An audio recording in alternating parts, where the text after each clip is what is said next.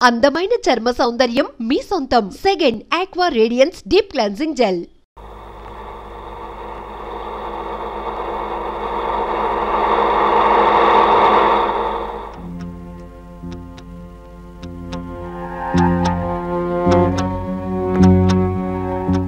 ఏంటి గురుగారు, పిల్లలంతా బాగున్నారా?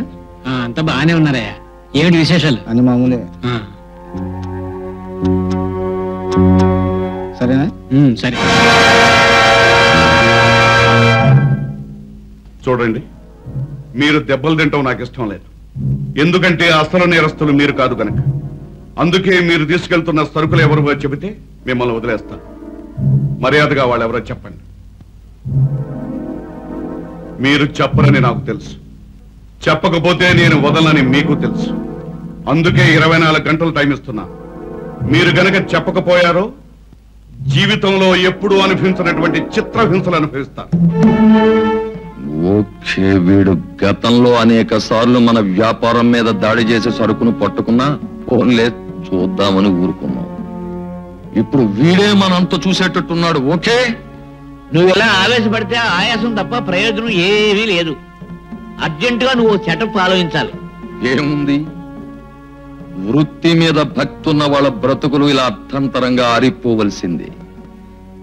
మర్డర్ చేయడంలో స్పెషలిస్టుల్ని పిలిపించి ఈ ఎస్పీని కీర్తిశేషుణ్ణి చేయాలి. వాడు మామూలు మనిషి కాదు, జాగ్రత్త. రవి, బ్రతికే ఉన్న నిన్ను వాళ్ళు పోయినట్టు భావించి బాధపడుతుంటే, నీ సొంత తమ్ముడే నిన్ను పరాయవాడుగా ద్వేషిస్తుంటే నువ్వే వాళ్ళ రవిబాబుని ఎందుకు చెప్పవు? నాకు తెలిసిన నిజాన్ని వాళ్ళకు కూడా తెలియజేస్తే ఆ కన్నవాళ్ళు ఎంత సంతోషిస్తారు. లేదు జయ, నా గురించి నిజం తెలిస్తే వాళ్ళు ఆనందించరు సరికదా, నన్ను అసహ్యించుకుంటారు. రవి, అవును జయ, ఆ రోజు ప్రవాహంలో కొట్టుకుపోయిన నేను కలకత్తాలో భూపాల్ అనే పేరు పడ్డ పెద్ద స్మగ్లర్కి దొరికాను. అతని నీడలో కాళిదాస్ అనే గూండాగా ఎదిగాను.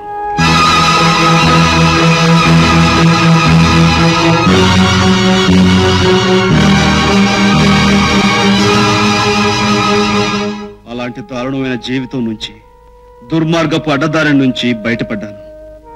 ఆ కసాయివాడైన కాళిదాసు చరిత్రకు నిప్పు పెట్టి రాజాగా కొత్త జీవితం ప్రారంభించాను.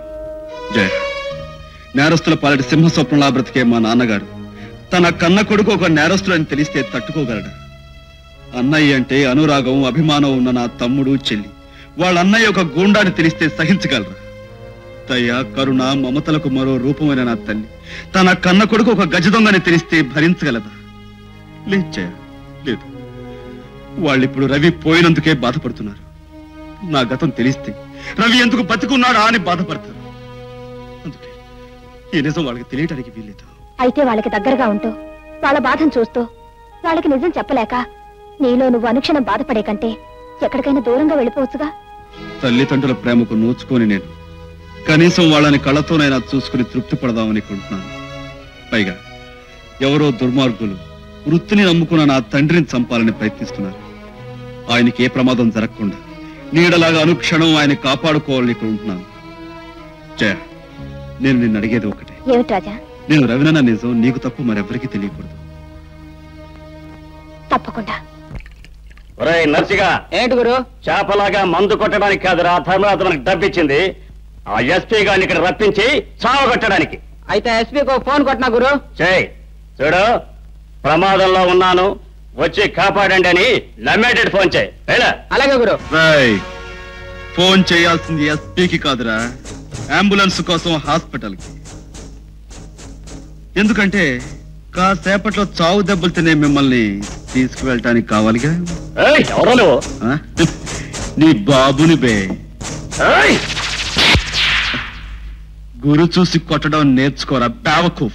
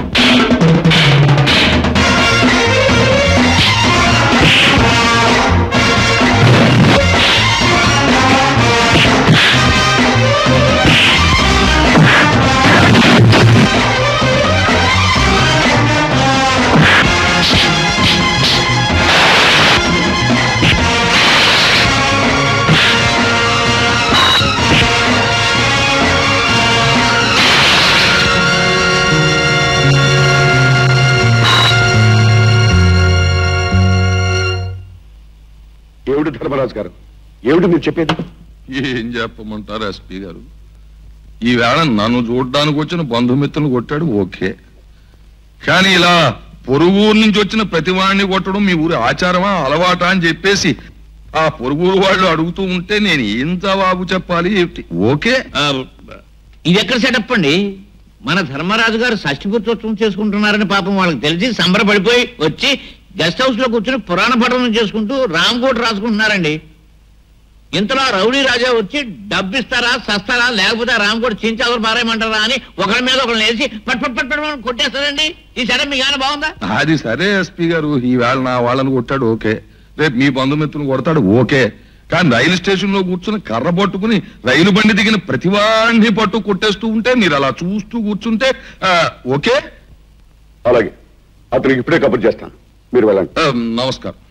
వస్తాను. నమస్కారం. రాజా, నువ్వు ధర్మరాజు గారి కోసం వచ్చిన పెద్ద మనుషుల్ని ఉత్తుపునైనా కొట్టినట్టు రిపోర్ట్ వచ్చింది. ఎందుకు కొట్టా? ఆ విషయం వాళ్ళనే అడగలేకపోయారా? నేను నిన్ను అడుగుతున్నాను, సమాధానం చెప్పు. వాళ్ళు నేను కొట్టాను అని చెప్తే మీరు నన్ను పిలిపించి అడుగుతున్నారు, కానీ వాళ్ళ నేను కొట్టలేదు అంటున్నాను. మీరేం చేస్తారు? నువ్వు కొట్టినట్టు 10 మంది సాక్ష్యం చెప్తున్నారు. దేవుడి మీద ప్రమాణం చేసి పొట్టకూటి కోసం పవిత్రమైన న్యాయస్థానంలో పచ్చి అబద్ధాలు సాక్ష్యాలు చెబుతున్నారు ఈ రోజుల్లో.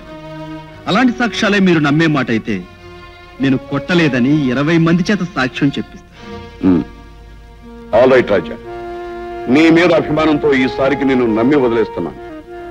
నువ్వు మరోసారి నేరం చేశావని తెలిస్తే ఆ దేవుడు పడ్డా సరే నేను వదిలిపెట్టను. నావు ఈ కనుక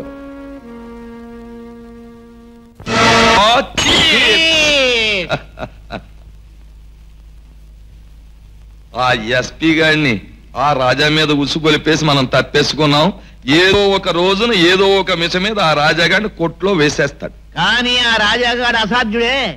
ఈ నాటకం నడిపించింది నువ్వేనని తెలిస్తే వాడు నీ మీద పడి నీ చెయ్యి వంచేసి నీ కాలు విరిచేసి నీ కన్ను పొడి చేసి.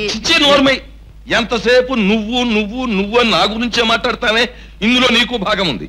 ఒకవేళ ఆ రాజాగాడికి అలాంటి దౌర్భాగ్యపు సంకల్పమే కలిగితే ముందుగా నీ ఇంటికి వచ్చి నీ పనే పట్టేస్తాడు. అసలు పిట్ట పెర్సలాంటి కదా.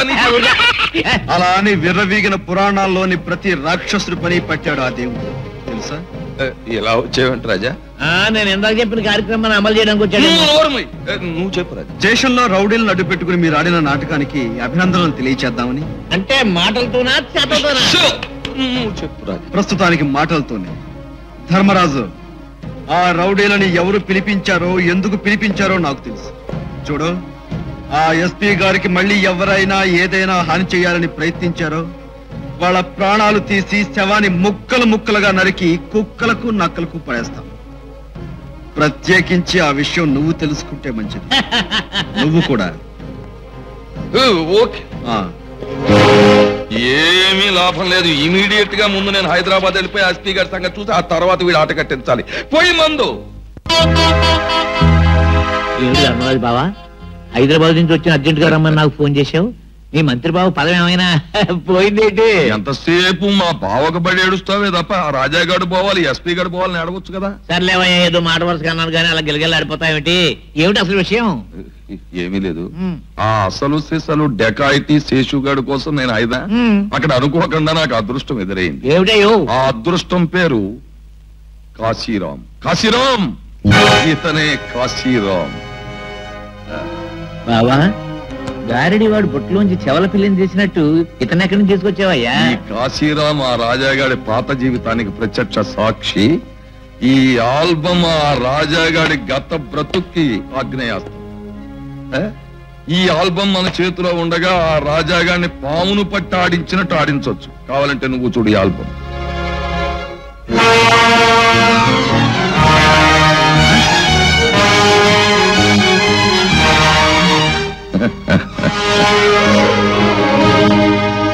రాజా, నువ్వు మా జీవితాలను రిస్కులో పెట్టాలనుకుని నీ జీవితాన్ని ఇరుకున పెట్టుకున్నావు కనుక నువ్వు ఆడుకుంటావో పాడుకుంటావో తొందరగా తేల్చుకో.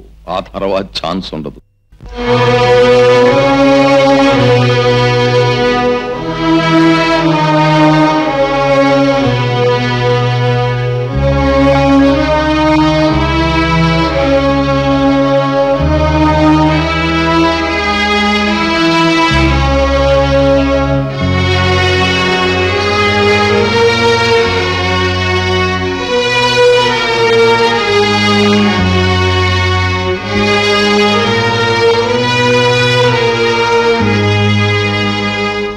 మన వ్యాపారం ఏమిటి, దాని భవిష్యత్ ఏమిటి, దాని మంచి అంటే అది ముచ్చటించు. ఏముంది బావా, వీలైనంత వరకు ఆహార ధాన్యాలు దోచేసి దాచేసి ఓకే, ప్రతి కొట్టు దగ్గర నో స్టాక్ అన్న బోర్డు పెట్టేసాం. ఓకే.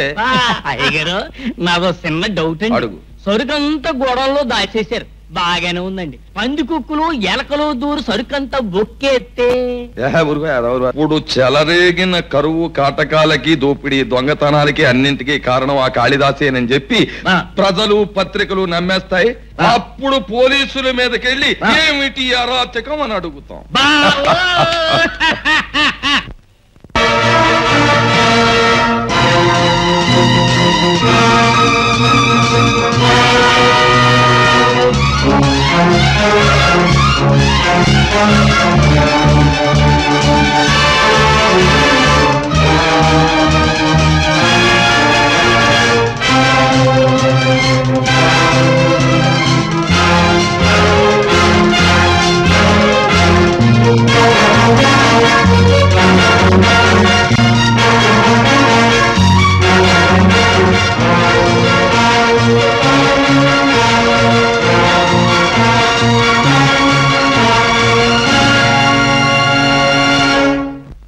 ఏమిటో మీరు యూనిఫారాలు వేసేసుకుని విజిల్స్ కొట్టేసి లాఠీలు పట్టుకుని జీపులు ఎక్కి తిరిగేస్తే ఆ అన్యాయాలు తొలగిపోసా?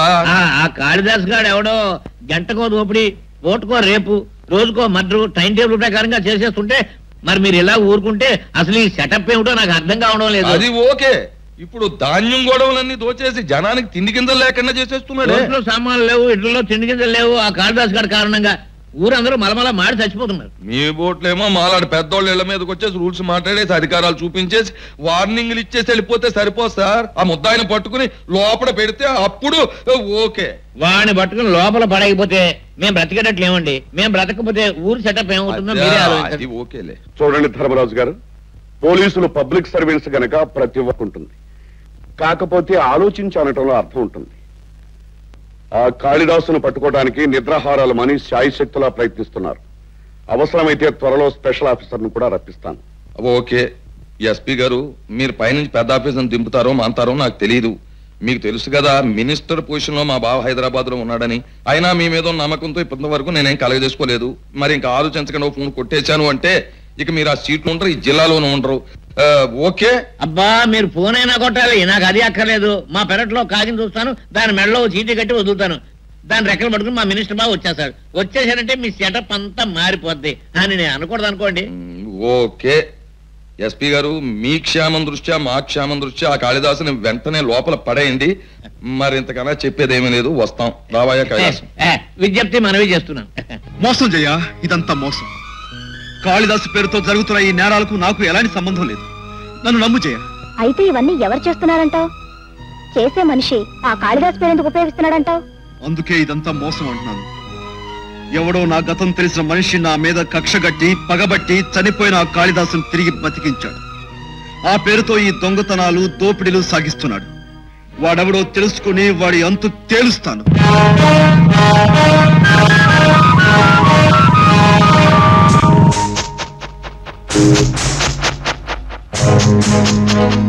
ఓ కాళిదాస్. నో సేర్ రాజా, మారిపోయిన నన్ను మళ్ళీ నేరస్తులుగా చిత్రీకరించడానికి ప్రయత్నించేది నువ్వేనన్నమాట.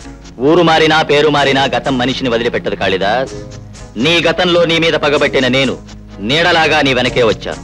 నా పగ తీర్చుకోవడానికే నీ పేరుతో ఈ నేరాలన్నీ చేస్తున్నాను. చట్టం అనుమానించిన రోజున పట్టుకునేది నన్ను కాదు, నిన్ను. ఆహా, అంతవరకు నువ్వు బతుకుంటేగా.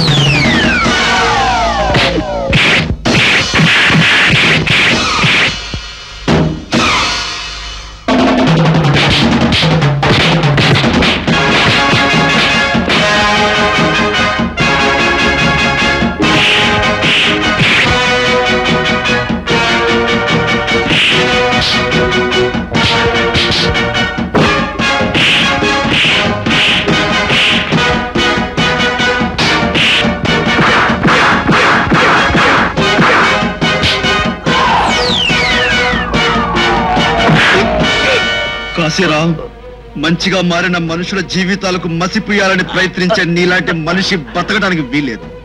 నా జీవితంలో నేను చేసే ఆఖరి నేరం నిన్ను చంపడమే. కాళిదాస్, నన్ను చంపినా నీ గతం చావదు. నువ్వెవరో, నీ చరిత్ర ఏమిటో సాక్ష్యాధారాలతో సహా ధర్మరాజు దగ్గర భద్రపరిచొచ్చాను. ధర్మరాజు దగ్గర? అవును. రాజా అని పిలువబడే నువ్వు కలకత్తాలో పెద్ద గూండావని, నీ పేరు కాళిదాస్ అని రుజువు పరచడానికి ఈ ఆల్బమ్ ని కానుకగా ఇచ్చాడు కాశీరాం. ఇది నీ చేతికి రావాలి అంటే మేము చెప్పినట్టు చెయ్యాలి. ఓకే?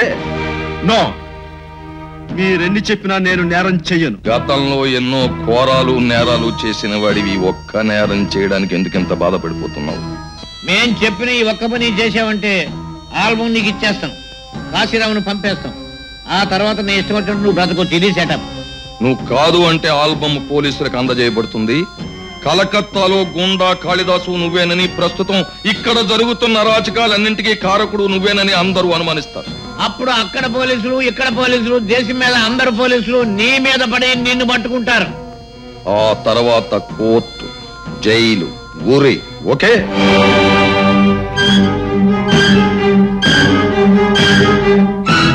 నా తల్లిదండ్రులకు నా గతం తెలియకూడదు.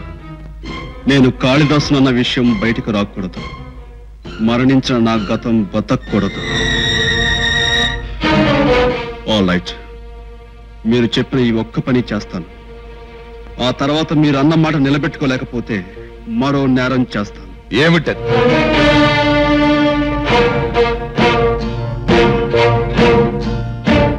మిమ్మల్ని మర్డర్ చేస్తాను. ఓకే, ఇప్పుడు చెప్పండి, నేను చేయాల్సిన పనేమిటో. దేశంలోకెల్లా అతి విలువైన మూన్ డైమండ్ ని మ్యూజియం లోంచి దొంగిలించి మాకు అప్పచెప్పాలి. ఓకే?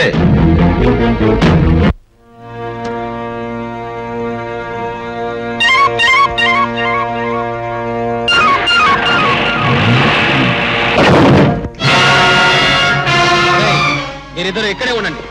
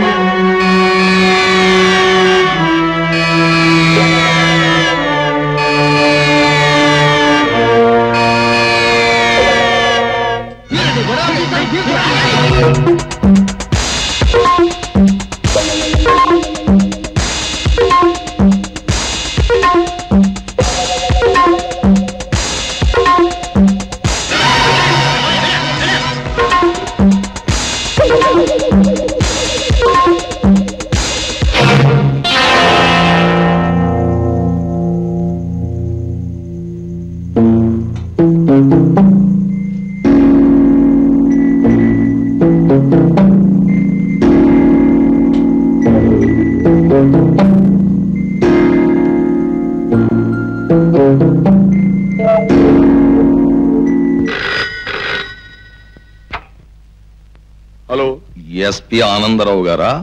వచ్చిన ఇన్ఫర్మేషన్, కాళిదాస్ అనేవాడు ఈ రాత్రి మ్యూజియంలో ఉన్న మూన్ డైమండ్ ను దొంగిలించబోతున్నాడు. అలాగే.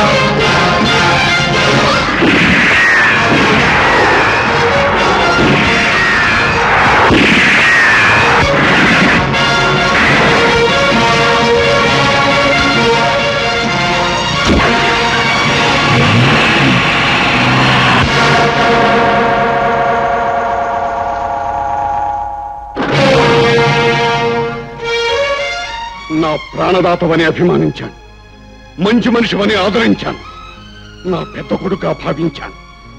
కానీ కానీ అందరికీ వెలుగునిచ్చే దీపమని నమ్మిన నువ్వు తగలబెట్టే కురువనుకోలేదు. ఎందుకు ఎందుకు నన్ను నమ్మించి మోసం చేశావు? ఎందుకు నన్ను నమ్మించి నాటకవాడావు?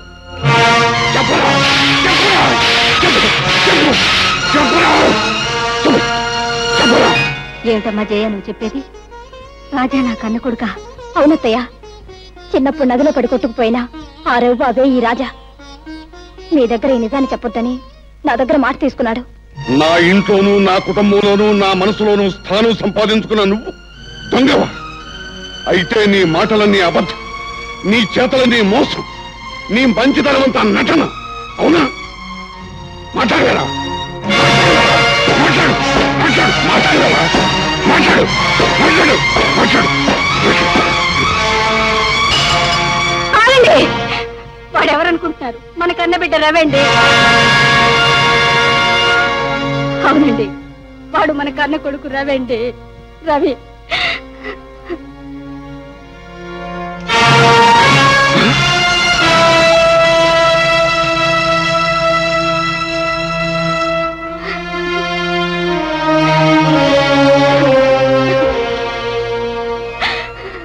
బాబు, ఇన్నాళ్ళు ఈ నిజాన్ని మా అందరికీ ఎందుకు చెప్పలేదురా? నువ్వు లేవని కుళ్ళి కుళ్ళి ఏడ్చే ఈ అమ్మకి నిజాన్ని ఎందుకు చెప్పలేదురా అమ్మా? బాబు,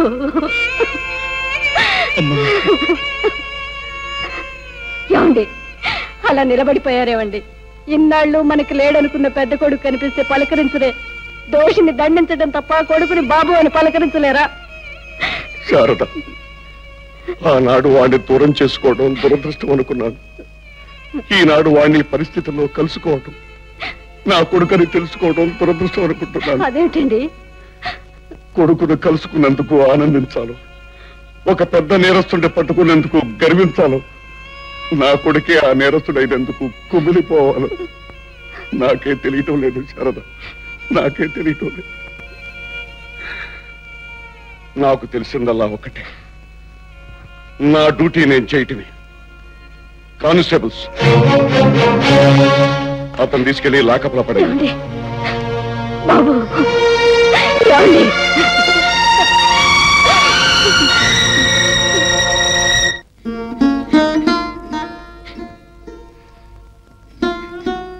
ఏమండి, 18 సంవత్సరాల నాడు మనకు దూరమైన బిడ్డ ఇంతకాలానికి మళ్ళీ మనకు కనిపించాడు. ఆఫీసర్గా మీరు వాడిని అరెస్ట్ చేసి మీ బాధ్యత తీర్చుకుంటున్నారే తప్ప తల్లిగా నేను పడే బాధను అర్థం చేసుకోరేమండి. నన్ను ఇప్పుడు ఏం చేయమంటావు శారద? వాడిని ఎలా అయినా విడిపించి ఇంటికి తీసుకురండి. శారద, అనుబంధం కంటే అనురాగం కంటే మనిషి నీతికి న్యాయానికే విలువివ్వాలి. నా కొడుకనే స్వార్థంతో వాడిని విడుదల చేస్తే నా వృత్తికే ద్రోహం చేసిన వాడిని అవుతాను. నా కొడుకే కాదు, నన్ను కన్న తండ్రైనా సరే నేరం చేస్తే శిక్షించడం నా బాధ్యత. వృత్తి ధర్మవదల్ని గొప్ప ఆఫీసర్ అన్న పేరు కావాలే తప్ప మన రక్తం పంచుకు పుట్టిన బిడ్డ ఏమైపోయినా పర్వాలేదు, అంతేకాదు కన్న కొడుకని తెలిసినా వదిలిపెట్టని ఆఫీసర్ అన్న పొగడ్తలే కావాలి మీకు. నా పేగు తెంచుకు పుట్టిన బిడ్డ ఏమైపోయినా పర్వాలేదు, అంతే కదండి. ఇన్నాళ్ళు వాళ్ళు లేనందుకు ఏడ్చాను, ఇవాళ మీరు వాడిని జైలు పాలు చేసినందుకు ఏడుస్తున్నాను. శారద, వాడు నీకే కాదు నాకు కొడుకే. ఆడదానివి గనక నీ బాధ బయటికి చెప్పుకోగలిగా, మరి నేనెవరితో చెప్పుకోను. నా మనసుకే మాటలుస్తే, నా బాధకే భాష తెలిస్తే అప్పుడు మీ అందరికీ అర్థమయ్యేది. రాయిలా కనిపించే ఈ పోలీస్ ఆఫీసర్ గుండెలో ఎంత మంట తగులుతోంది.